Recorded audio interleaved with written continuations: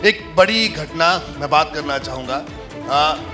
नेताजी मुलायम सिंह यादव अब नहीं रहे नेताजी, और एक बड़ा समाजवादी पुरोधा इस देश ने, इस प्रदेश ने खोया है। और आपका उनके साथ एक बड़ा लंबा अनुभव रहा है। आपकी शुरुआती राजनीति की अगर बात करें, क्या कहना चाहेंगे आप? और मैं ज़रूर चाहूँगा कि कोई ऐसा संस्मरण आज तमाम दर्शक पूरे देश भर में, प्रदेश में आपको देख रहे हैं, क्या कहना चाहेंगे नेताजी के बारे में? निश्चित तौर से मेरे वो राजनीतिक गुरु थे और मैं उनका सिक्योरिटी अफसर भी रहा हूँ।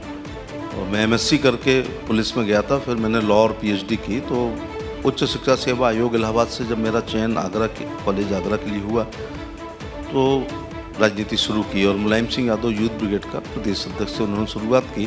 फिर 12वीं लोकसभा, 13वीं लोकसभा और 14वीं लोकसभा में मैं लगातार हैट्रिक मारा हूँ समाजवादी पार्टी से, जलेसर एलिमेंट से। फिर जलेसर लोकसभा ख़त्म हो गई, फिर किन्हीं कारणों से फिरोजाबाद में मांग रहा था तो अखिलेश जी 2 जगह लड़ गए, फिर डिम्पल लड़ गई, फिर अक्षय लड़ गए।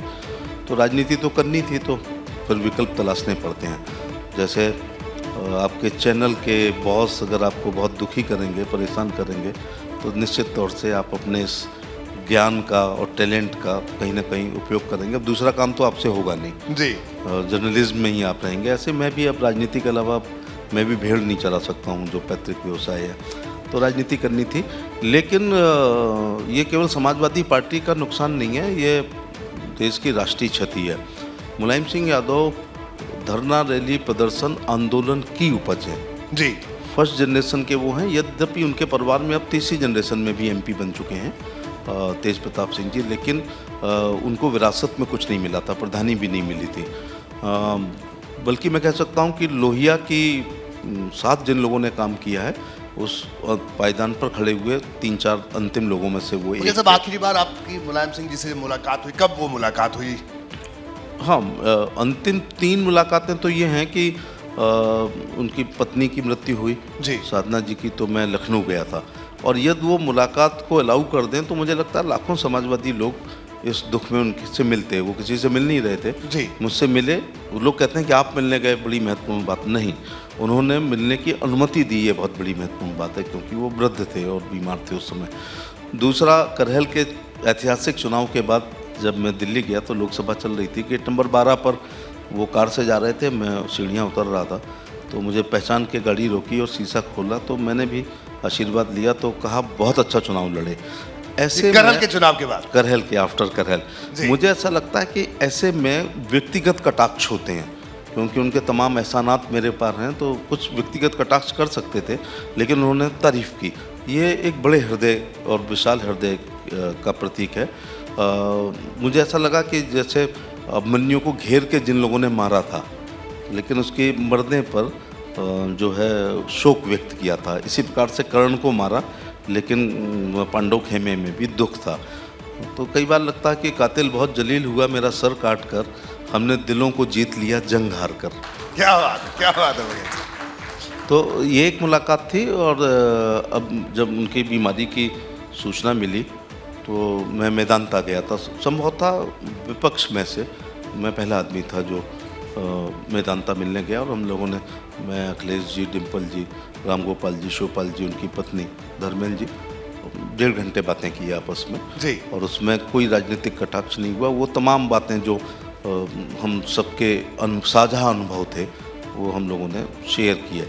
फिर दाह संस्कार पर मैं सेफे गया, तो उनके किसी की बेटे के रिसेप्शन में या खुद की बारात में कितने लोग, कितनी भीड़ होती है, ये महत्वपूर्ण नहीं है, क्योंकि उसमें एक दावत भी होती है जी, लेकिन और उसमें जिंदा व्यक्ति देख रहा होता है कि मेरी बारात में कौन आया, मेरे बेटे की सगाई में कौन आया। लेकिन किसी व्यक्ति की लोकप्रियता इस बात से पता चलती है कि उसके मरने के बाद उसके दाह संस्कार में कितने लोग आए और किस प्रकार के लोग आए।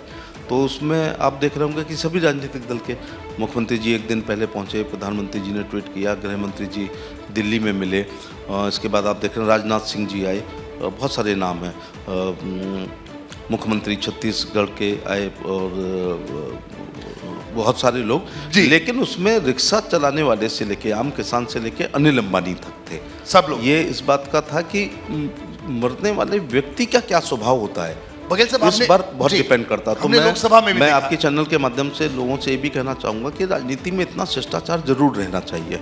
मतभेद होने चाहिए लेकिन कभी मनभेद नहीं होने चाहिए। वकील साहब, लोकसभा में भी देखते थे कई बार आप नेताजी को हाथ पकड़ कर आप नेताजी को साथ लेकर जा रहे हैं, तो वो आपका और नेताजी का रिश्ता वो पूरा प्रदेश पूरा देश जानता, और आपने हमेशा उस रिश्ते की कदर की, उसका ऐसा जिक्र भी किया और उस रिश्ते की फिक्र भी की।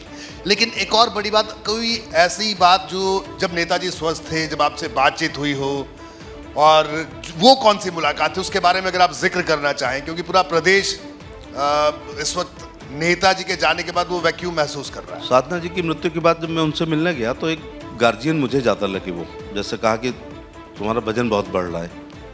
अच्छा। हाँ, तो मैंने कहा कि जी मैं बस वॉक नहीं कर पाता हूँ। तो कहने लगे मेरे से भी ज़्यादा बिजी हो। मैं मुख्यमंत्री रहता था तो सुबह वॉक करता था, लीडर अपोजिशन रहा तो मैं वॉक करता था, दिल्ली में रहूँ तो वॉक करता था।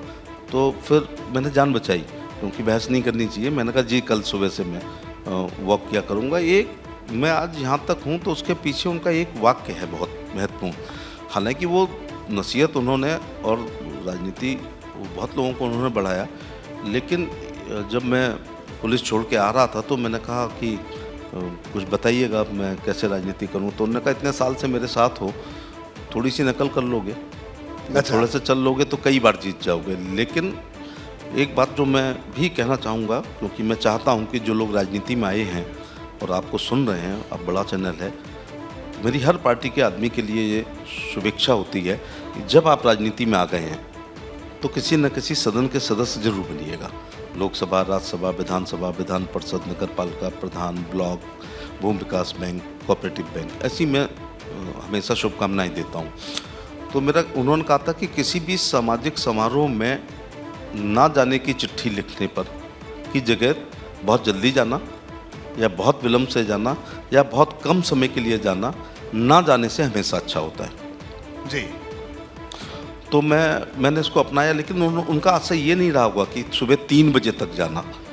ये आगरा में सब लोग जानते हैं कि अभी 9 दुर्गों के 9 दिन थे, तो मैंने 9 दिन आखिरी पंडाल में 3 और 4 बजे के बीच में आरती से पहले गया हूँ।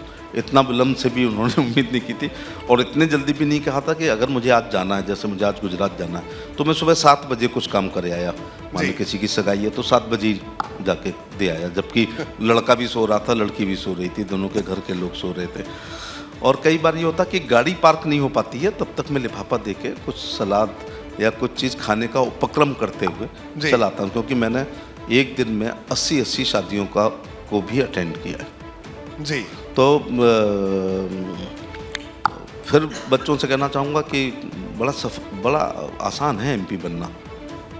आप जैसा सफल एंकर बनना थोड़ा कठिन है। उसके लिए मास मीडिया कम्युनिकेशन वो करना होता है। हमारे यहाँ तो भारत का नागरिक हो, पागल हो, दिवालिया ना हो, उम्र 25 साल हो, सजा याफ्ता ना हो, तो वो चुनाव लड़ सकता है, लेकिन उसके पीछे थोड़ा पसीना जरूर बहता है। तो बड़ा सिंपल फार्मूला है, बताना भी चाहूँगा कि कुछ नहीं है।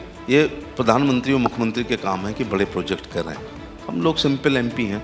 सड़क, स्कूल, बिजली, पानी, नाली, खरंजा, फाइनल रिपोर्ट, चार्जशीट, बंदूक का लाइसेंस, विधवा पेंशन, विकलांग पेंशन, वृद्धावस्था पेंशन, जात प्रमाण पत्र, आय प्रमाण पत्र, शादी ब्याह, 13वीं भागवत कथा, रसिया दंगल, कव्वाली, कुआ पूजन, एकादशी का व्रत का उद्यापन, मैरिज एनिवर्सरी और बर्थडे अटेंड करना एजुकल टू एमपी है जी। लेकिन मैं बघेल साहब एक बात बताऊं कि जो मेरा अनुभव, जितना भी मेरा अनुभव है, मेरा मानना है कि जो राजनेता जितनी मेहनत करता है उतनी मेहनत शायद ही कोई करता। बहुत मेहनत का काम है।